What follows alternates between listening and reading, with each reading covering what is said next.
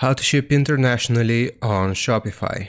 So here from the homepage of Shopify, we want to click on settings at the bottom, and first we have to go to markets and then choose international, and we want to enable this.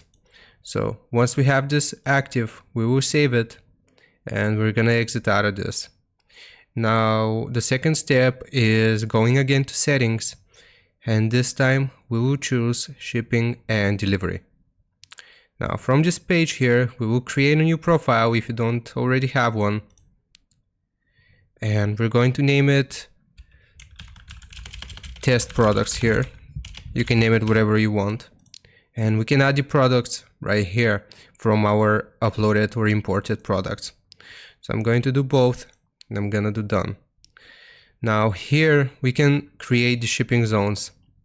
So I'm going to create zone, test zone, and this is the most important part. We have to make it international. So just make it international here and you will be able to ship internationally on Shopify. Now we will have to add rates. So we will add a flat rate, which is going to be $5 here. And I'm gonna click on done.